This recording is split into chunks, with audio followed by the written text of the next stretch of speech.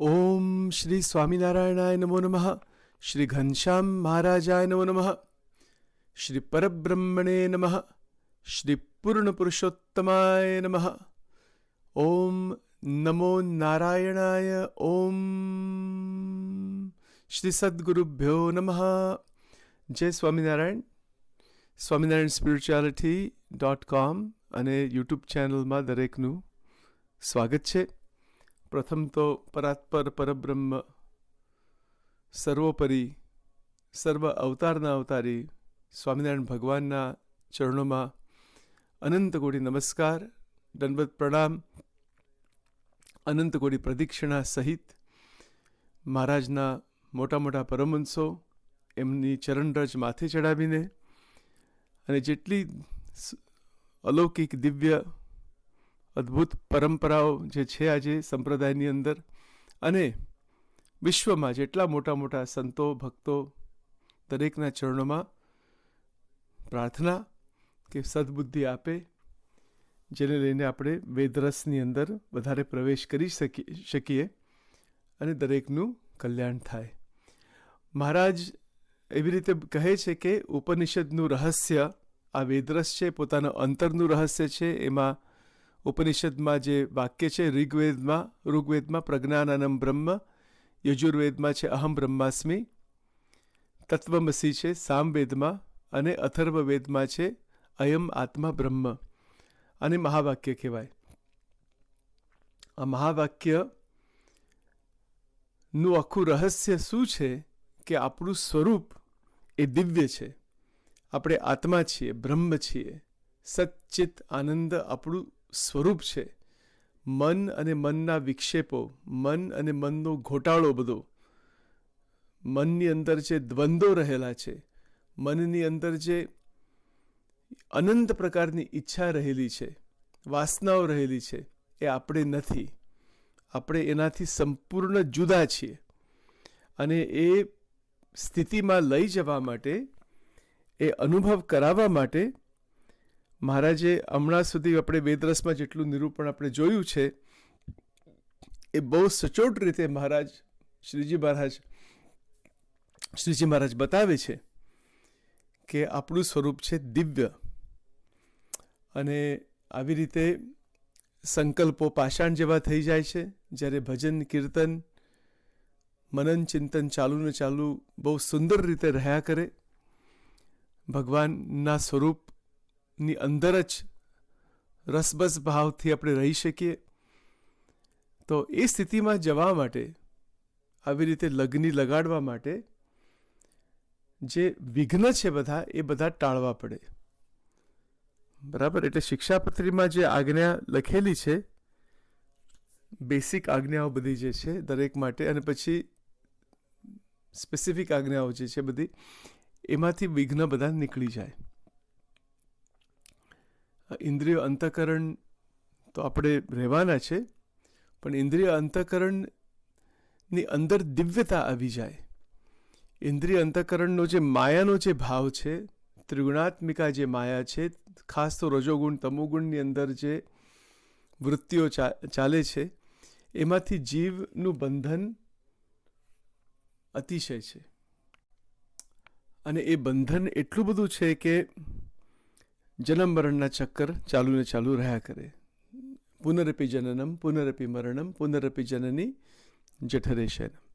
હવે થોડું આપણે શિક્ષાપત્રીમાં પણ થોડું કનેક્શનમાં જોઈએ તો શ્લોક 105 એમાં મહારાજ એવું કહે છે, અને જે જીવ છે તે હૃદયને વિશે રહ્યો છે અને અણુ સરખો સૂક્ષ્મ છે, ને ચૈતન્ય રૂપ છે, ને જાણનારો છે, અને પોતાની જ્ઞાન શક્તિએ કરીને નખથી શિખા પર્યંત સમગ્ર પોતાના દેહ પ્રત્યે વ્યાપીને રહ્યો છે, અને અછેદ્ય અભેદ્ય અજર અમર ઇત્યાદિ છે લક્ષણ જેના, એવો જીવ છે એમ જાણવું. એટલે આપણું સ્વરૂપ આત્મતત્વ છે. અને અહીંયા મહારાજે જીવ શબ્દ વાપર્યો છે. જીવ અને આત્મામાં શું ફરક? તત્વ તો એક જ છે.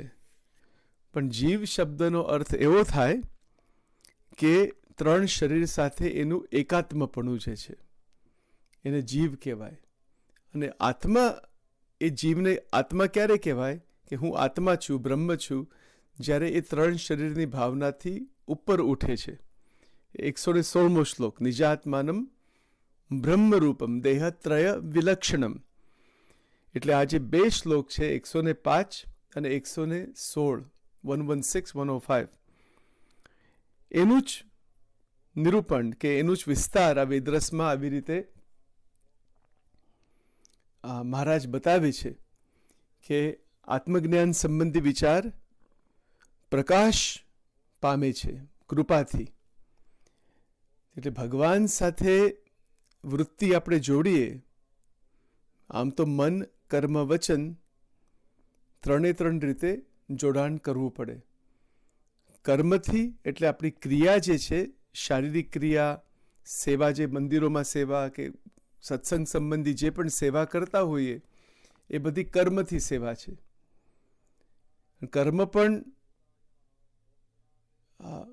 આપણે નથી કહેતા કે માનસિક, વાચિક, કાયિક, એટલે મન, કર્મ, વચન. એટલે મન, કર્મ, વચન જ છે એની અંદર.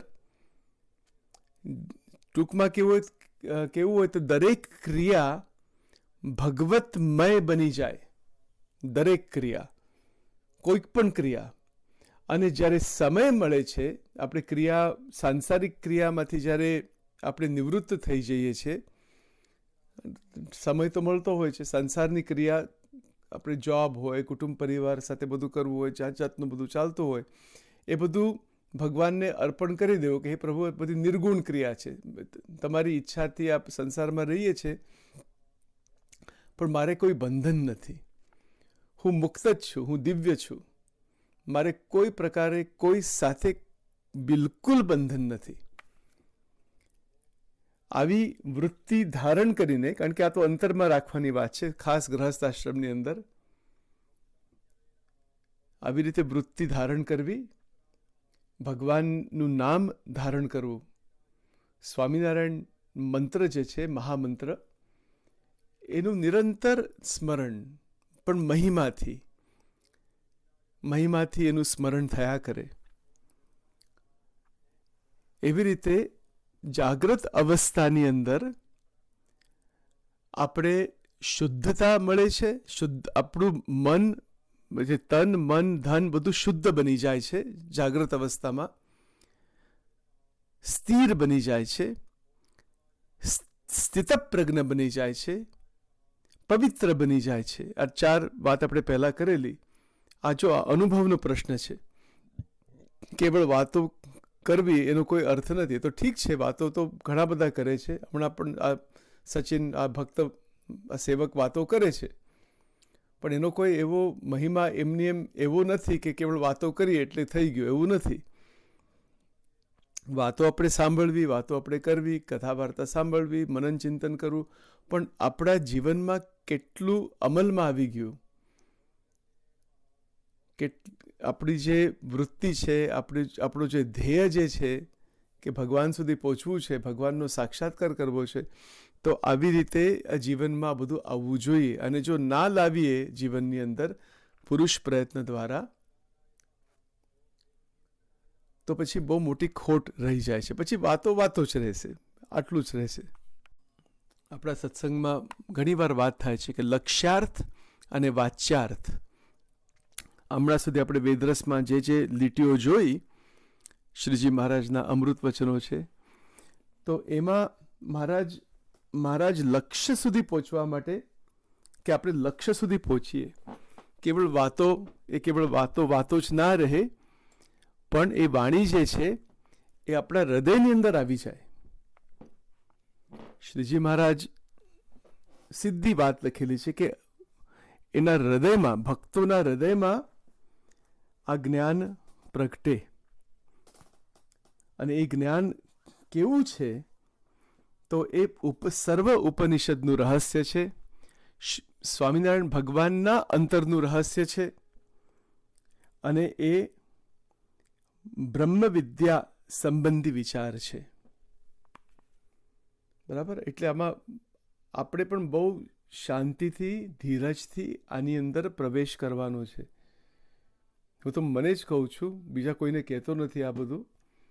કારણ કે આ તો કેવું થઈ જાય કે આપણે શબ્દ ઘણીવાર બહુ ગમી જાય કે કેટલી સુંદર વાત છે, કેટલી સરસ વાત છે. શબ્દના લેવલ ઉપર સૌંદર્ય આપણે દેખાય એ વાત બરાબર, પણ આપણા નિજ અનુભવમાં આવતું નથી. કારણ કે આપણે એ વાણી અંદરમાં લાવતા નથી. અને એનું કારણ શું છે? કારણ કે આપણે ભગવાનની મૂર્તિ સિવાય, ભગવત દર્શન સિવાય, ભગવત સાક્ષાત્કાર સિવાય બીજું કેટલું બધું મનમાં ફરતું હોય છે અને બીજું કેટલું બધું જોઈએ છે. વચનામૃતમાં સીધી વાત લખેલી છે કે એક જ ઈચ્છા રાખવી કે ભગવાન પ્રસન્ન થાય. પ્રસન્નતા. હવે એ ઈચ્છા પણ કોઈ ના રાખે તો પછી મન અને ઇન્દ્રિય અંતઃકરણ એટલે માનસિક સ્થિતિ તમોગુણી બની જાય છે.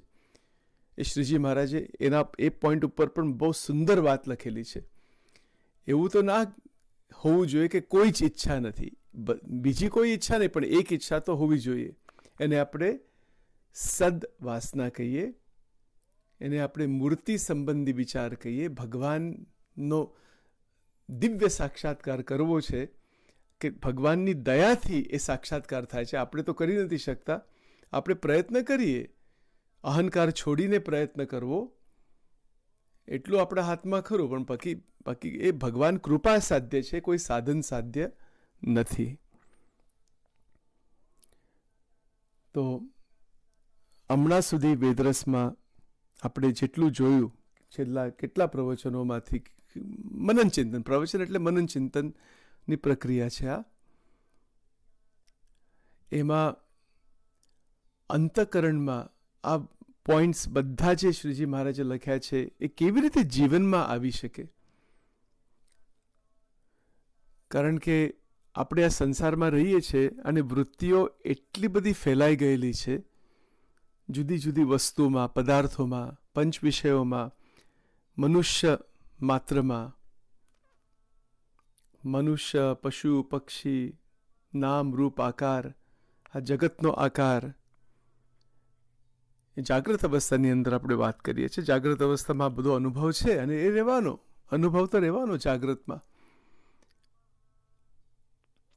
પણ જ્યારે જ્યારે આપણે જેમ જેમ સમય જાય છે, જેમ જેમ સમયની ગતિ જાય છે, એની અંદર ભગવાનનું સ્મરણ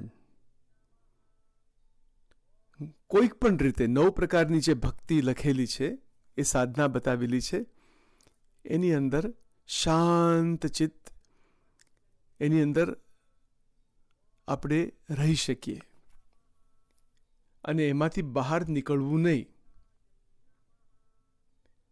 બહાર નીકળવું જ નહીં એમાંથી. એટલે ભગવાનનો જે મંત્ર છે, મહારાજના જે શાસ્ત્રો છે, પરમહંસોના પદો છે, આવી રીતે બધું ચાલતું હોય છે અને નવું ને નવું લાગે પાછું. એટલે સંસારની જ ક્રિયા તો કરવી જ પડે. એ ક્રિયા કરીએ ત્યારે ક્રિયા ચાલુ કરીએ એના પહેલાં સ્વામિનારાયણ આવી રીતે નામ લેવાનું. પછી ક્રિયા કરતાં કરતાં જો નામ લઈ શકાય તો બરાબર. ઘણીવાર ક્રિયા કરતાં કરતાં નામ ના લઈ શકાય તો ક્રિયા કરવી. જેવી રીતે કોઈક ડૉક્ટર હોય તો અને સર્જરી કરતા હોય તો કંઈક સ્વામિનારાયણ નામ ના લઈ શકે અને સર્જરી ઉપર ધ્યાન રાખવું પડે.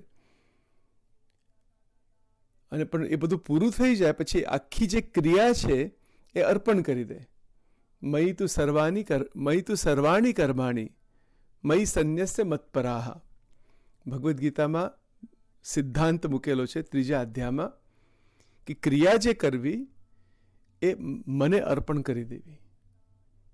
આપણે ભગવાનને જો અર્પણ ના કરીએ તો પછી કર્મ લાગે. સત્વગુણી, રજોગુણી અથવા તમોગુણી કર્મ જીવને લાગે. પણ જે પણ ક્રિયા આપણે કરતા હોઈએ એ ભગવાનને અર્પણ કરી દેવી. આ પણ એક ભક્તિ છે. આજે કોઈક ડૉક્ટર હોય અને સર્જરી કરતો હોય અને સર્જરી પૂરી થઈ ગઈ હોય, પેશન્ટનું સારું થાય એવી રીતે ભગવાનને પ્રાર્થના કરી હોય, પણ એ જે ક્રિયા જે છે એમાં અહમ પણ નથી આવતું કે હું ક્રિયા આ કરું છું મારા અહંકાર માટે. બધી ક્રિયા પછી એનું ફળ એનું જે છે બધું ભગવાનને અર્પણ કરી દે છે. ફરીથી સ્વામિનારાયણ મંત્ર દ્વારા, જનમંગલ નામાવલી દ્વારા, સ્વામિનારાયણ મંત્ર દ્વારા ભગવાનની મૂર્તિ આગળ દીવો કરીને કોઈક પણ રીતે પણ એને અર્પણ કરી દેવું, ભગવાનને અર્પણ કરી દેવું.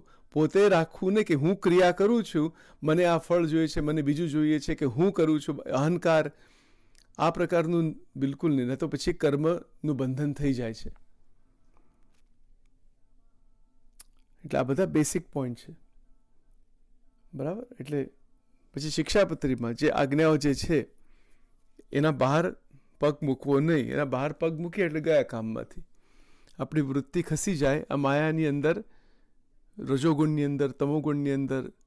પછી એમાંથી નીકળવું બહુ ભારે કામ છે. કોઈ નીકળી શકતું નથી. આ વ્યસનોમાંથી કોઈ નીકળી નથી શકતું. વ્યસનોમાં તો ખાસ એની અંદર જો કોઈક જાય એ તો આખું મન એટલા લેવલ સુધી બંધાઈ જાય કે પૂછો નહીં. દારૂનું વ્યસન, ડ્રગ્સનું વ્યસન, આ બધી કેફી વસ્તુનું વ્યસન, જુગારનું વ્યસન, પોર્નોગ્રાફી છે, આ બધું જાત જાતનું બધું કેટલું બધું છે. અને એમાંથી બુદ્ધિનાશાત પ્રણશ્યતિ, એ પણ બહુ ધ્યાન રાખવું. એટલે આપણે વેદરસની અંદર જે મહારાજ કહેવા માગે છે, કરાવવા માગે છે, જો ખરેખર સાચા ભાવથી એ સ્થિતિમાં જવું હોય તો અંતઃકરણ શુદ્ધ, દિવ્ય અને પવિત્ર એ બનાવવા માટે 5 ઇન્દ્રિયોનો આહાર ભગવતમય, દિવ્ય, શુદ્ધ, પવિત્ર હોવો જોઈએ. અને ક્રિયા જે કરીએ છીએ એ ભગવાનના ચરણોમાં અર્પણ કરવી. આ બધી સાધના છે. આ રોજની સાધના છે. અને આવી રીતે સાધના કરતા કરતા મહારાજે કીધું કે થોડાક દિવસે વિચાર કરતા કરતા આત્મા અને અનાત્મા એનો વિવેક આવી જાય છે. કે વિચાર કરતા કરતા પોતાનું જે સ્વરૂપ જે છે એ યથાર્થ રીતે આપણે માની શકીએ, માન્યતા ઊભી થાય કે હું ખરેખર દિવ્ય છું, હું આત્મા છું, બ્રહ્મ છું. પણ એ માન્યતા કે આત્માને વિશે અર્થાત પોતાને વિશે પોતાપણું માને કે બરાબર. એટલે દેહ તો આત્મા નથી. કેવું કહેવાય? તે આત્માને વિશે અર્થાત પોતાને વિશે પોતાપણું માને. આપણે કોણ છે એની માન્યતા પહેલાં થાય છે કે હું ખરેખર દિવ્ય છું. આ મારું નામ, રૂપ, આકાર, મનની ક્રિયા, માનસિક જે માયા સંબંધી ક્રિયા છે 3 ગુણની અંદર, એ હું નથી. ખાસ કામ, ક્રોધ, લોભ, મોહ, મત્સર, આશા, તૃષ્ણા, ઈર્ષ્યા, અહંકાર, રાગ, દ્વેષ, મારું તારું, આ પ્રકારની જે બધી જે વૃત્તિઓ છે એ ખાસ હું નથી, બિલકુલ નહીં. વૃત્તિ એક પ્રકારની શક્તિ છે. અને એ શક્તિની અંદર કે શક્તિ ક્યાંથી આવી? એ ભગવાનમાંથી જ આવેલી છે, એ જીવને આપેલી છે. એટલે જે વૃત્તિ જે છે એ વૃત્તિની અંદર ભગવત મૂર્તિ, વૃત્તિમાં મૂર્તિ. બહુ ધ્યાન રાખવાના ઉપર આપણે બહુ બધાએ ધ્યાન રાખવું જોઈએ કે વૃત્તિની અંદર મૂર્તિ. અને મૂર્તિમાં પછી સત્શાસ્ત્રો આવી ગયા, ગુરુ પરંપરા આવી ગઈ, બધું જ આવી ગયું, અવતારો આવી ગયા, શું ના આવી, બધું જ આવી ગયું. Everything is there. પણ વૃત્તિની અંદર ભગવાનને લાવવા એ કંઈક એક દિવસનું કામ એવું નથી કે હું હમણાં બેસી જાઉં મહારાજની મૂર્તિ આગળ અને સંલગ્ન થઈ જાય આત્માનો સાક્ષાત્કાર, એવું નથી. કારણ કે આપણા અંતઃકરણમાં એટલા બધા પાશ લાગ્યા છે અનંત જન્મના, થોડો ટાઈમ લાગે એના માટે. પણ જો શ્રદ્ધા અતિશય હોય, વેગવાન શ્રદ્ધા હોય, ભગવાનને અત્યંત પ્રાર્થના કરી હોય કે મારે તમારું સ્વરૂપ જ જોઈએ છે, બીજું કશું nothing else will do, that is what I want that and I only want you. અને આ પ્રકારની ઈચ્છા, જેને કહેવાય પ્રબળ ઈચ્છા, સદવાસના, ભગવાન સાથે એકાકાર થવાની ઈચ્છા, એકરૂપ થવાની ઈચ્છા, જો આવી થઈ જાય, એમાં ધર્મ, જ્ઞાન, વૈરાગ્ય અને ભક્તિ પરિપક્વ અવસ્થામાં પહોંચવા જોઈએ. પરિપક્વ અવસ્થામાં. અને એ પહોંચ્યા વગર વૃત્તિ ભગવતમય બને નહીં. બરાબર? ધર્મ, જ્ઞાન, વૈરાગ્ય, ભક્તિ, પ્રશ્ન જ નથી. અને માયાનું જે બંધન જે છે, શિક્ષાપત્રી શ્લોક 106,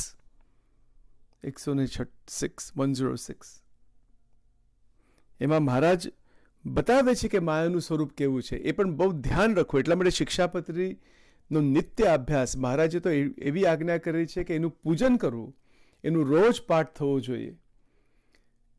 કારણ કે એમાં બ્રહ્મવિદ્યા પૂરી લખેલી જ છે. આજ્ઞાઓ પણ છે બધી, અને બ્રહ્મવિદ્યા પણ છે, બધું એક જ છે. તો જો શ્લોક નંબર 106 એમાં શું લખ્યું?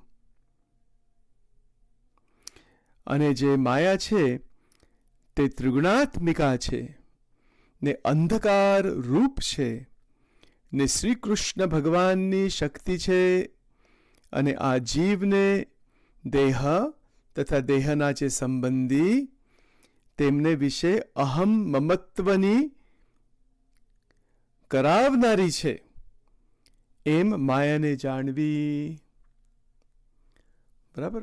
મહારાજે સચોટ રીતે માયા શું છે એમાં બતાવ્યું. શિક્ષાપત્રી શ્લોક 106.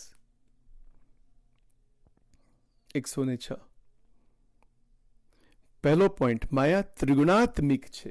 ત્રિગુણાત્મિક એટલે 3 ગુણ. કયા 3 ગુણ? સત્વ, રજ, તમ. સત્વ ગુણ, રજો ગુણ, તમો ગુણ. એ ગુણ જે છે એ મનની અંદર પ્રક્રિયા છે. બધી આ માનસિક પ્રક્રિયા છે, અંતઃકરણની અંદર પ્રક્રિયા છે. અને જીવાત્મા જે છે એ કેવો છે? આપણે જોયું કે અજર છે, અમર છે, હૃદયને વિશે રહ્યો છે. અને જો આ સેમ શબ્દ, હૃદય શબ્દ, વેદરસમાં કેવી રીતે મૂક્યો મહારાજે? મહારાજે એવું લખ્યું છે કે અને હું પણ તે ઉપર કૃપા કરીશ અને વચન રૂપે કરીને તેના હૃદયને વિશે પ્રવેશ કરીશ. હૃદયને વિશે પ્રવેશ કરીને આત્મજ્ઞાન સંબંધી વિચારને પ્રકાશ કરીશ.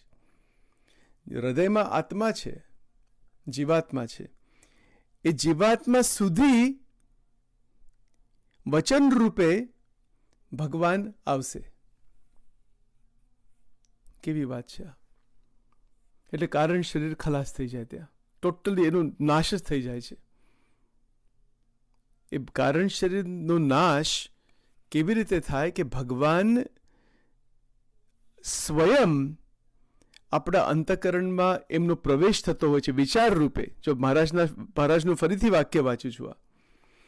અને હું કૃપા કરીશ, હું પણ તે ઉપર, એટલે જે આવી રીતે સાધના કરે છે ભગવાન સાથે જોડવા માટે, અને હું પણ તે ઉપર કૃપા કરીશ અને વચન રૂપે કરીને તેના હૃદયને વિશે પ્રવેશ કરીને, એટલે અંતઃકરણમાં એટલા લેવલ સુધી પ્રવેશ કરે છે કે જીવ સુધી જાય એ વિચાર.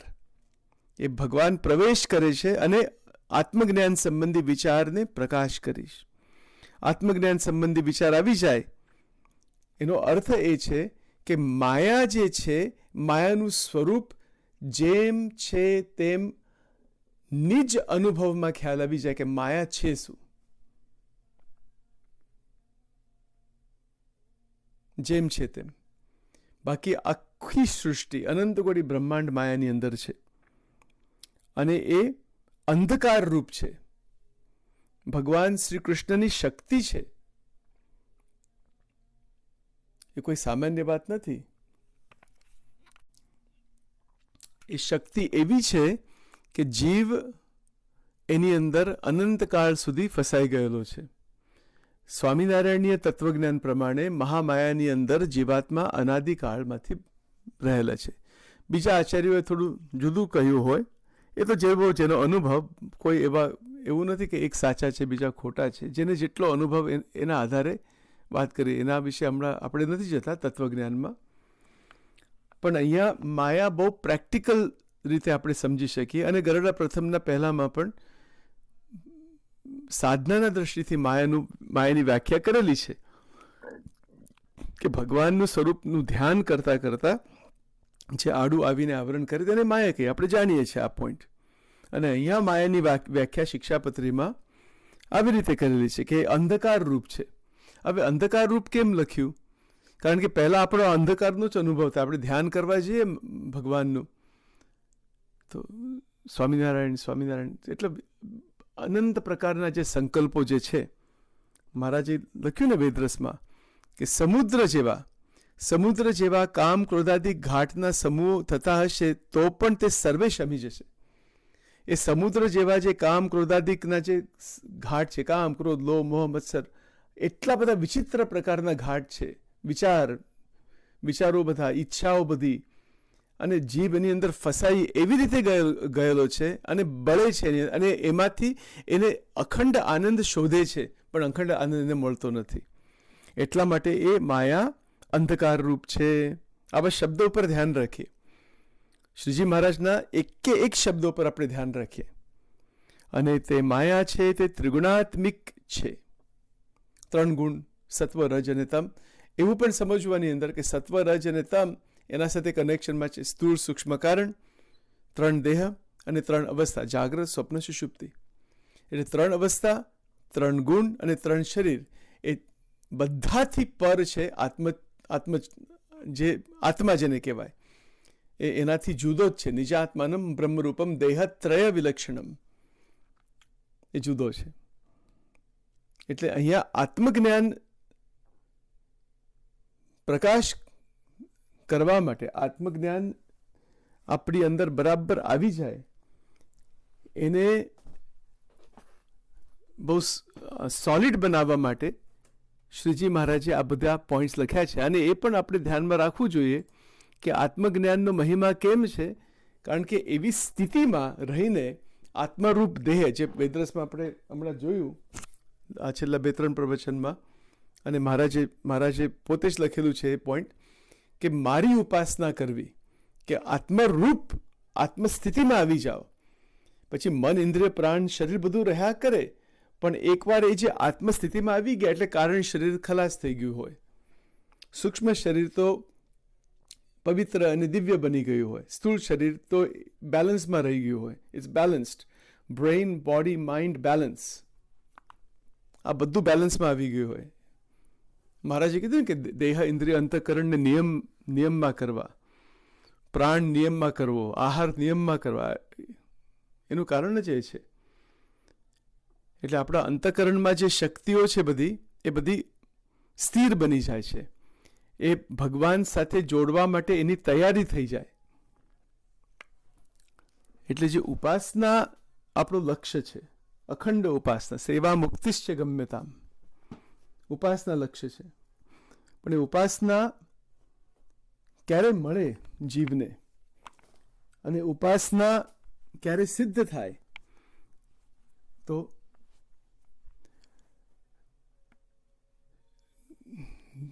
બહુ જ આપણે શું કહીએ કે આ જે વચન જે છે શ્રીજી મહારાજના, એ વચન અંતરમાં ધારવા પડે.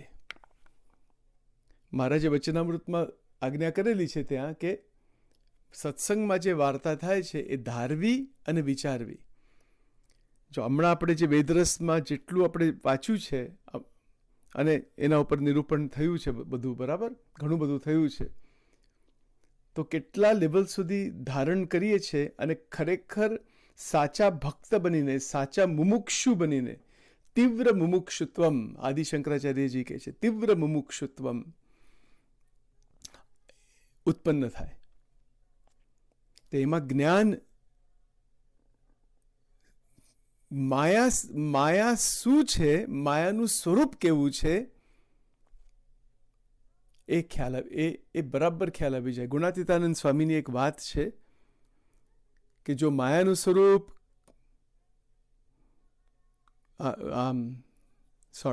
એવું નથી, ગુણાતીતાનંદ સ્વામી એવું કહે છે, જો ખરેખરું જ્ઞાન થાય તો માયાના પેચમાં બંધાય નહીં. આવી એક નાની વાત છે. એ કંઈ નાની વાત નથી, એમાં બધું ચાખું બહુ બ્રહ્મવિદ્યા બધી સમાયેલી છે.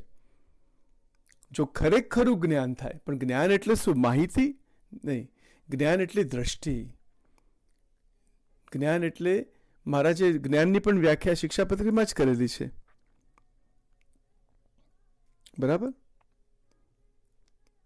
તો જ્ઞાન એટલે શું છે કે રૂઢી રીતે જીવ ઈશ્વર માયાનું સ્વરૂપ, એટલે જીવ ઈશ્વર માયા બ્રહ્મ પરબ્રહ્મ વચનામૃત પ્રમાણે આપણે બરાબર એનું સમજણ, મનન ચિંતન અને એ આધ્યાત્મિક વાર્તા અંતરમાં બરાબર આપણે બેસાડી દઈએ કે માયાનું સ્વરૂપ કેવું છે અને મારી અંદર માયા કેવી રીતે એનું પ્રવર્તન થાય છે, કે એની જે પ્રક્રિયા કેવી રીતે થાય છે. એ નિજ દર્શન, અંતરમાં નિરીક્ષણ, અંતરદૃષ્ટિ, પોતાની અંદર જે દોષો છે, પોતાની અંદર જે અજ્ઞાન છે, પોતાની અંદર જે અવગુણ છે, બધા જોવાના. પ્રથમનું 6ઠ્ઠું વચનામૃત, નંબર 6, ગરડા પ્રથમ 6.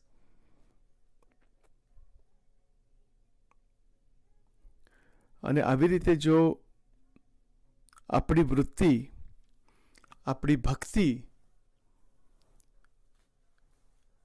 મનન ચિંતનમાં જો લાગી જાય તો આપણે અંતરથી, એને કહેવાય ગુરુકૃપા, અંતરમાંથી ગુરુકૃપા થાય છે કે ખ્યાલ આવે છે કે 3 ગુણ શું છે, 3 ગુણની પ્રક્રિયા કેવી છે, એનું બંધન કેવું છે, એ કેમ અંધકાર રૂપ છે અને જીવાત્મા કેવી રીતે એમાં બંધનમાં આવી ગયો છે.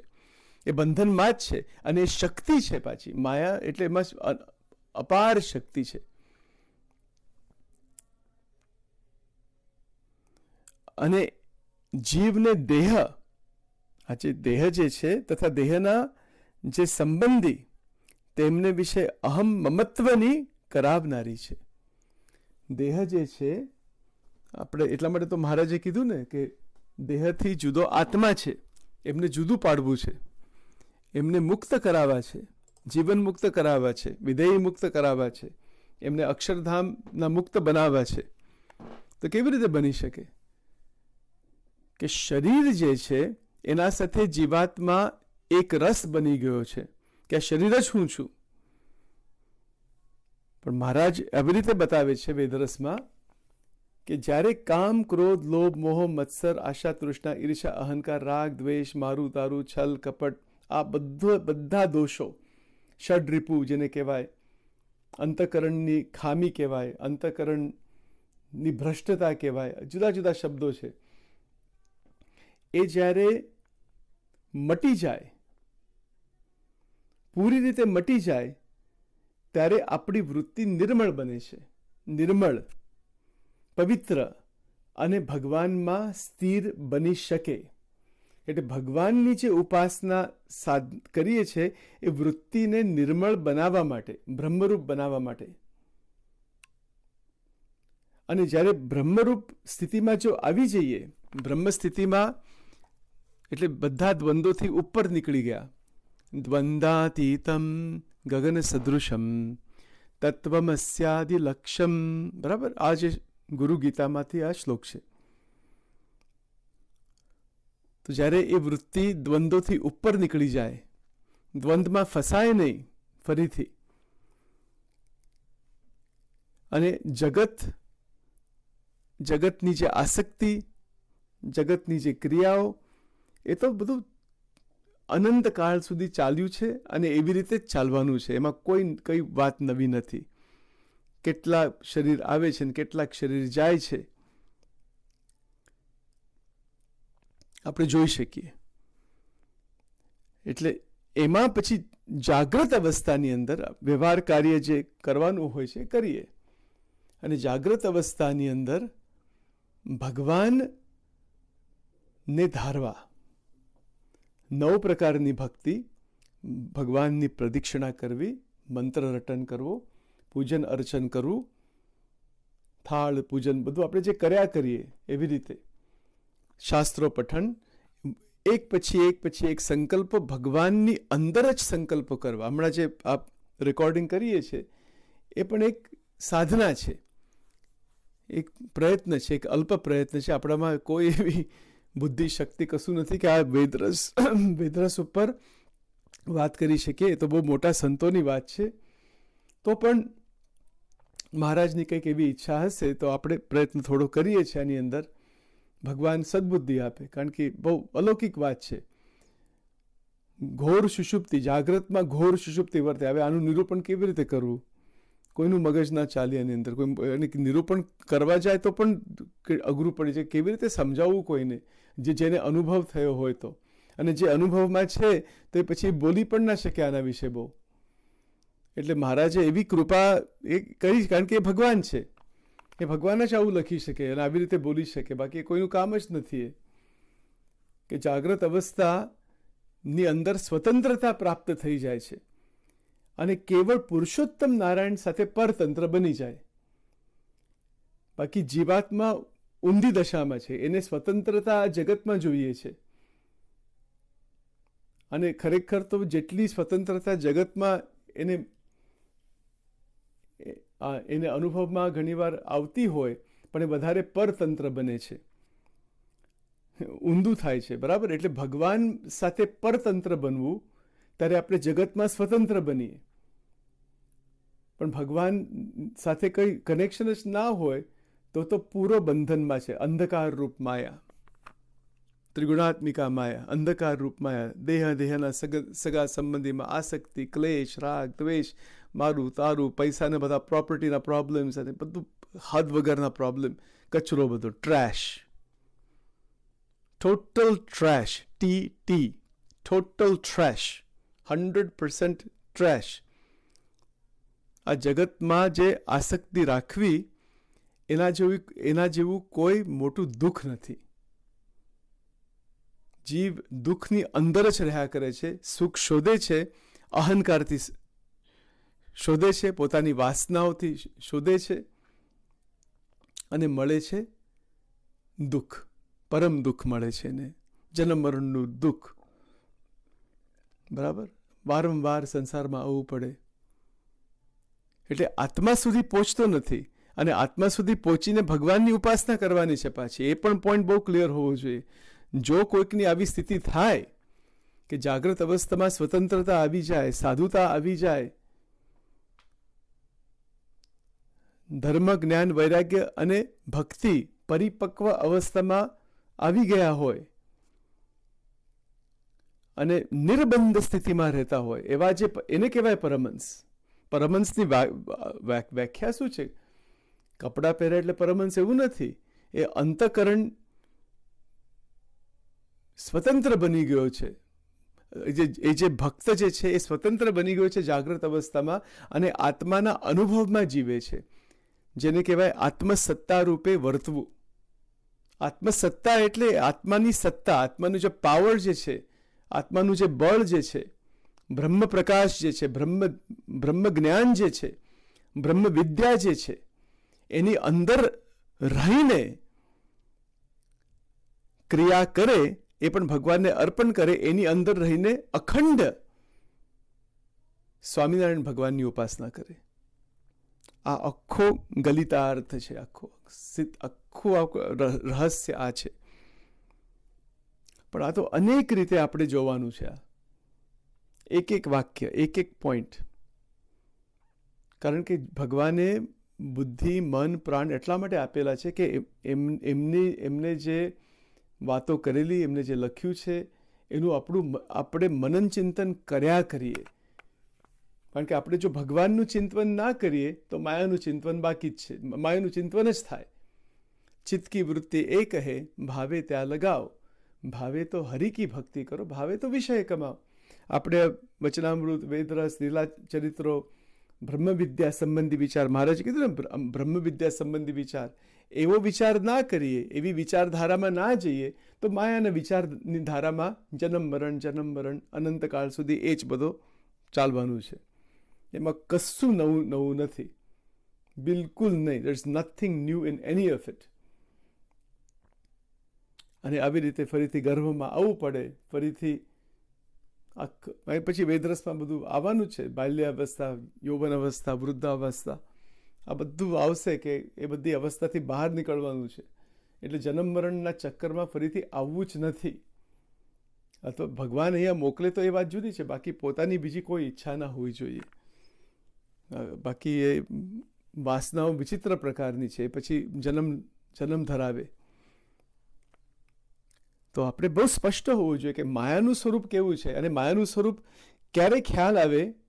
જ્યારે આપણે ભગવાન સાથે જોડવા માટે પ્રયત્ન કરીએ છીએ ત્યારે, પ્રથમના પહેલા પ્રમાણે, ત્યારે ખ્યાલ આવે કે અહમ શું છે, મમત્વ શું છે, આ અંધકાર શું છે. કેમ અંધકાર રૂપ કીધું? એમની એમ મહારાજ બોલ્યા છે કે લખ્યું છે શિક્ષાપત્રીમાં, કેમ શક્તિ છે? કારણ કે એમાં પાવર કેટલો બધો, બંધન કરાવનારી શક્તિ છે. દેહ સાથે બંધન કરાવે છે શક્તિ. પણ એ શક્તિ, સેમ શક્તિ, જ્યારે એ ભક્તિમાં પ્રવર્તન થઈ જાય એનું, ત્યારે ભગવાનનું સ્મરણ આપણે કરી શકીએ અને દેહના ભાવોથી છૂટી શકીએ. દેહ તો પછી બહુ સારી રીતે રહે છે. દેહનો કોઈ ઇસ્યુ, પ્રોબ્લેમ રહેતો નથી. આહાર પણ નિયમમાં આવી જાય, ઇન્દ્રિયો પણ બધા નિયમમાં આવી જાય, બધું ઓટોમેટિક થઈ જ જાય.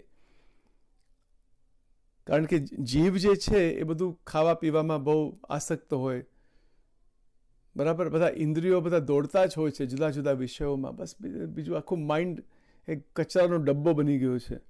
ઇટ્સ અ મેસ. એટલે અંતઃકરણ ભ્રષ્ટ બની ગયું છે જીવ, મોટા ભાગે મનુષ્યનું. જેવો આહાર એવું મન, જેવું અન્ન એવું મન. એટલે અંતઃકરણ સ્થિર, પવિત્ર, શુદ્ધ, ગંભીર, વૈરાગ્યયુક્ત, ભક્તિયુક્ત, જ્ઞાનયુક્ત, મનનચિંતનયુક્ત. મનનચિંતનમાં અત્યંત તાકાત છે. એટલા માટે તો ભગવાને બુદ્ધિ આપી છે. મનુષ્ય શરીર કેમ આપ્યું? કે આપણે મનન ચિંતન કરી શકીએ.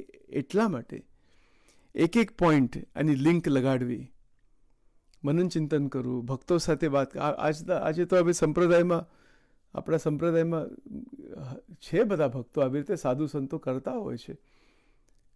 અને એના માટે તો ભગવાને બુદ્ધિ આપેલી છે. એના માટે તો મંદિરો છે, શાસ્ત્રો છે, બધું કેટલું બધું છે.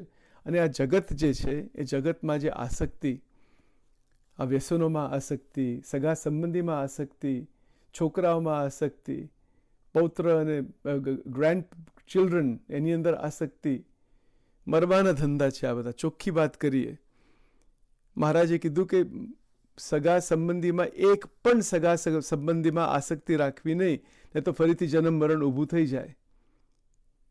ગેરંટીડ. અંતે યામતિ સા ગતિ. ગરડ પ્રથમ 14મું એ વેદનો મંત્ર છે.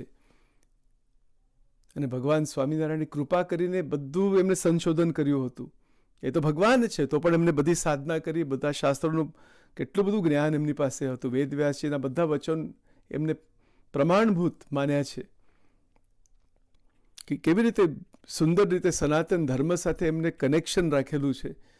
અને એના આધારે પછી પોતાનો અનુભવ, મારી અજમાવેલ વાત છે, પ્રત્યક્ષ દીઠેલ વાત છે, અનુભવે કરીને સિદ્ધ વાત છે, આવી રીતે શબ્દ બોલ્યા છે.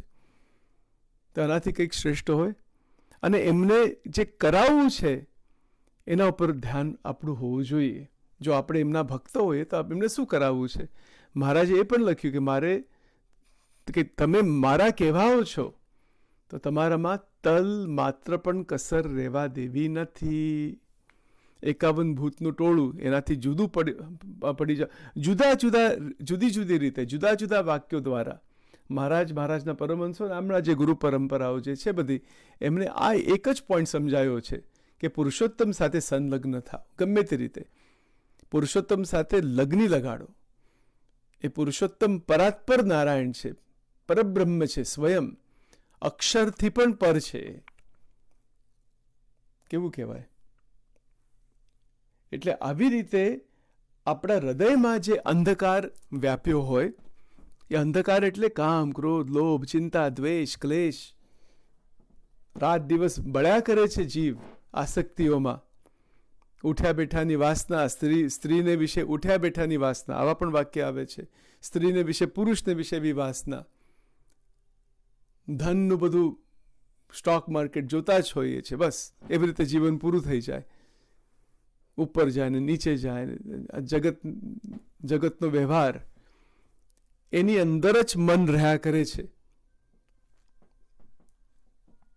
એની અંદર વૃત્તિ રહ્યા કરે છે. અને ભગવાનની શક્તિ છે પાછી, એ ભગવાનની જે ત્રિગુણાત્મિકા માયા છે એને લઈને આ જીવાત્માને આવી રીતે એ માયાનો અનુભવ કરાવે છે, ભગવાન જ કરાવે છે. એટલા માટે તો શિક્ષાપત્રી શ્લોક હમણાં જે આપણે જોયો, બરાબર, એમાં શું લખ્યું કે માયા જે છે તે શ્રી કૃષ્ણ ભગવાનની શક્તિ છે. ભગવાનની શક્તિ છે, એટલે એનો અનાદર નથી કરવાનો. પણ એ શક્તિ જે છે, એ ભગવાને જે શક્તિ મૂકેલી છે એની અંદર, એ સંસાર ચક્ર ચલાવવા માટે, એ શક્તિની અંદર આ જીવ એવો ફસાઈ ગયો છે કે શક્તિ દ્વારા આખો સંસાર દેખાય છે. એ માયા એ ભગવાનની શક્તિ છે. જો શક્તિ બહુ ઇમ્પોર્ટન્ટ શબ્દ છે. અને આપણે જે સનાતન ધર્મમાં દેવી ભગવતીની જે ઉપાસના છે એ શક્તિની ઉપાસના છે.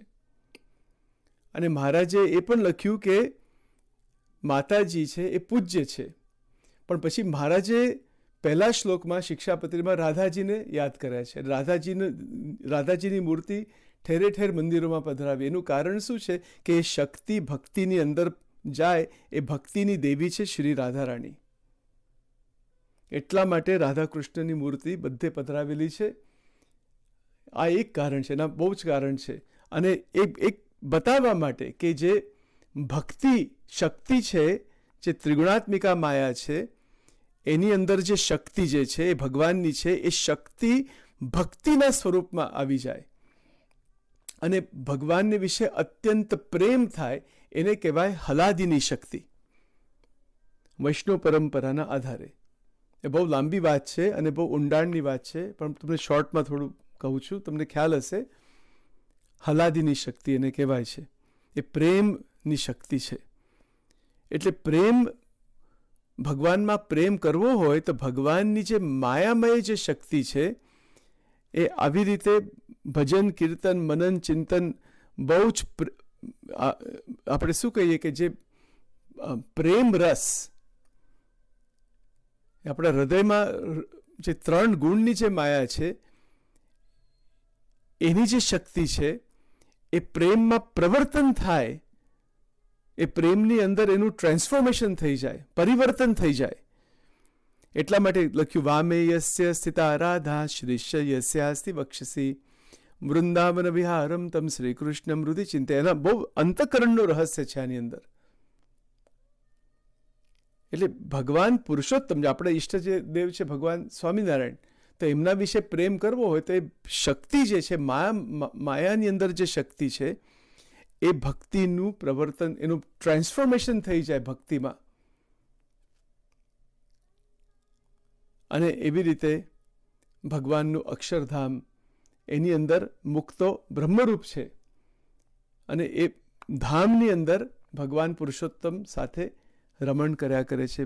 બસ એનો રસ લે છે. ધામ તો અનેક છે.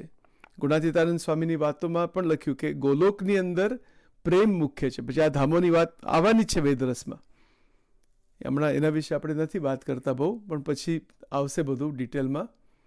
અક્ષરધામ શું છે, ગોલોક શું છે, વૈકુંઠ શું છે, પછી ગૌડીય વૈષ્ણવ પરંપરાની અંદર કેવી રીતે આનું વર્ણન કરેલું છે, શૈવ પરંપરામાં કેવી રીતે વર્ણન છે, બધા જુદા જુદા, અને એનો બધો સમાવેશ વેદરસમાં છે.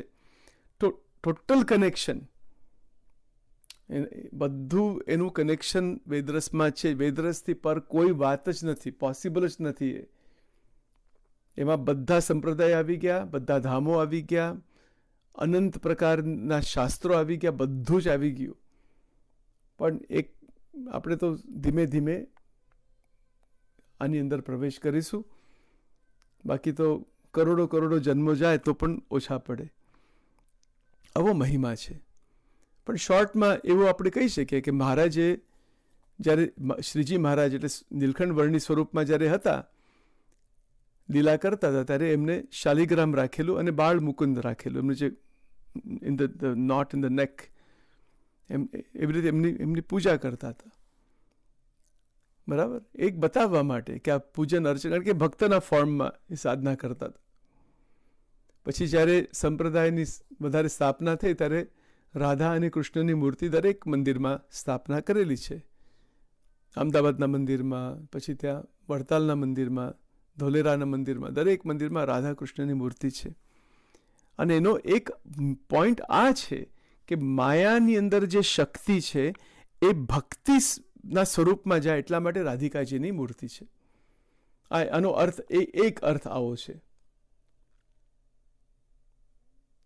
કારણ કે એ પ્રેમ ક્યારે મળે છે કે મોટા પુરુષ, જે મોટા ભક્ત હોય, એમની કૃપા દ્રષ્ટિ દ્વારા પ્રેમ મળે છે. અને રાધા કૃષ્ણ રાધિકાજી અનાદિ ભક્ત છે શ્રી કૃષ્ણ ભગવાનના, આનો એ પણ અર્થ છે.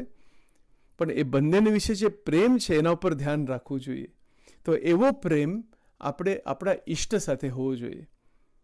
અને સ્વામિનારાયણ ભગવાનના ભક્તના ઈષ્ટદેવ છે ભગવાન સ્વામિનારાયણ, શ્રીજી મહારાજ.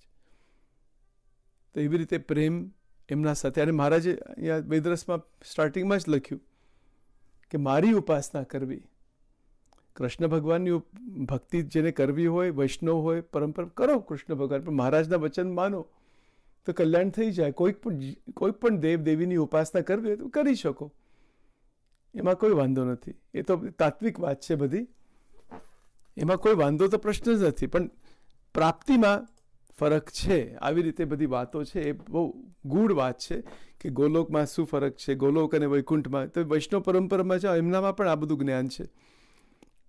પણ એ સ્થિતિની વાત છે.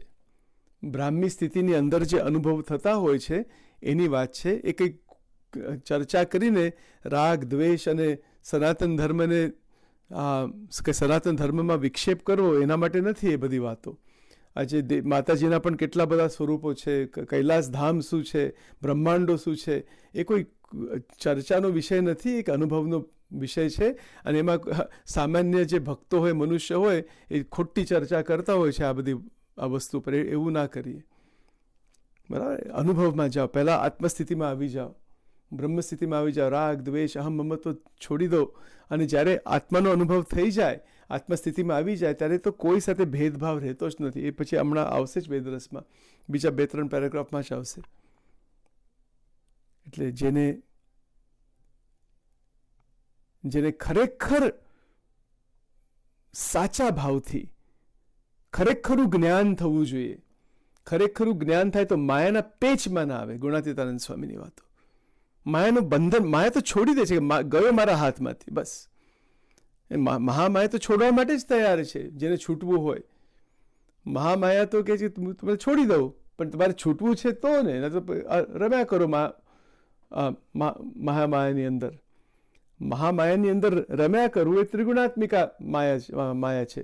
અને મહામાયાથી બહાર નીકળવું એ મહામાયા છોડી દે છે. મુક્તાનંદ સ્વામીનો પણ પ્રશ્ન છે મહારાજને માયાને વિશે. મહારાજ કહે છે કે માયા તો કોઈ પ્રશ્ન નથી માયાનો, એ તો સહાયરૂપ બની જાય. એ બધી શક્તિ છે, માયાની અંદર જે શક્તિ છે એ બધી સહાયરૂપ બની જાય છે જીવના મુક્તિ માટે. પણ જીવને બંધન જ જોઈએ છે, 3 ગુણ જ જોઈએ છે, 3 અવસ્થા જ જોઈએ છે, 3 પ્રકારના જે સગા સંબંધીમાં જ હેત જોઈએ છે, પૈસામાં હેત જોઈએ છે, વ્યસનોમાં જોઈએ છે, પછી રહ્યા કરે માયાની અંદર. હવે આપણે આના ઉપર વધારે મનન ચિંતન કરીશું.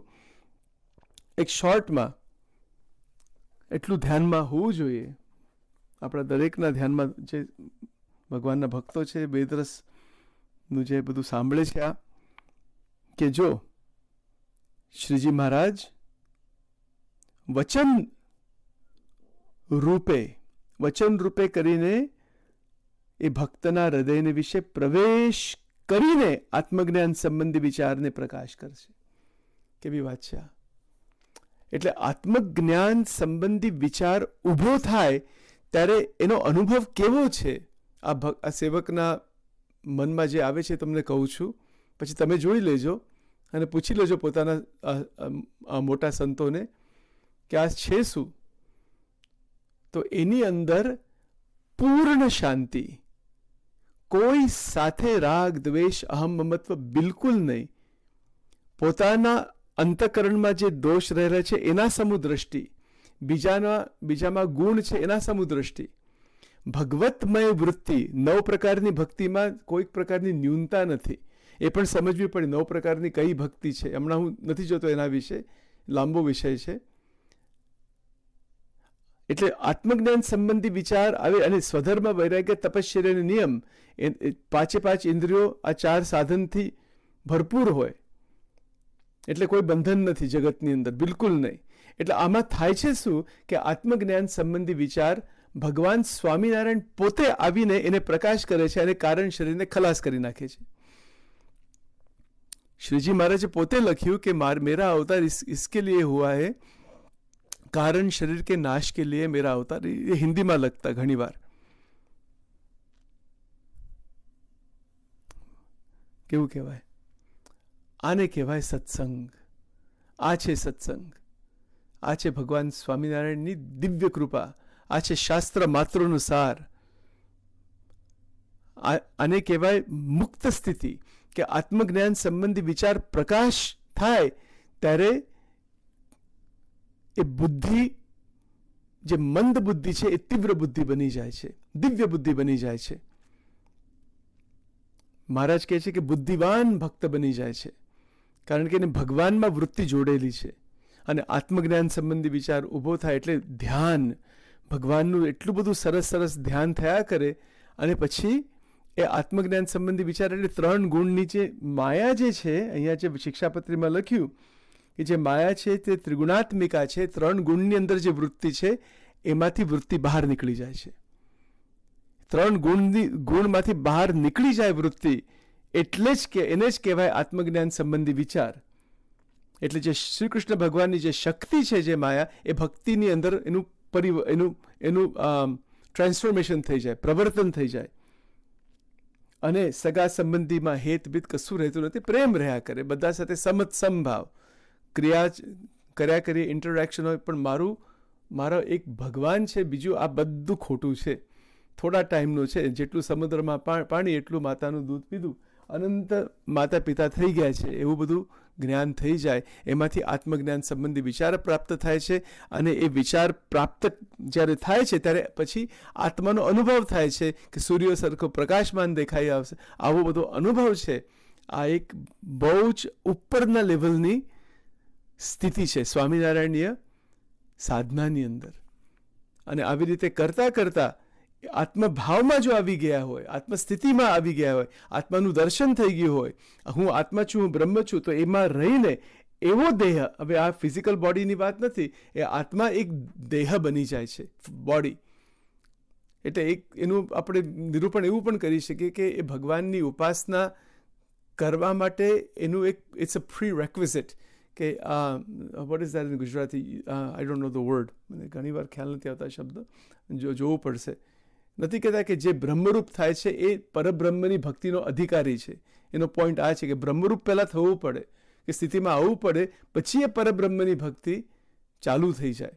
પહેલાં પરબ્રહ્મની ભક્તિ કરીએ છીએ બ્રહ્મરૂપ થવા માટે, અને પછી ભક્તિ કરીએ છીએ એ ચાલુ ને ચાલુ, પણ એ બ્રહ્મ સ્વરૂપિણી ભક્તિ, આત્મ સ્વરૂપિણી ભક્તિ, બ્રહ્મ સ્વરૂપિણી ભક્તિ પ્રગટ થાય છે જીવની અંદર.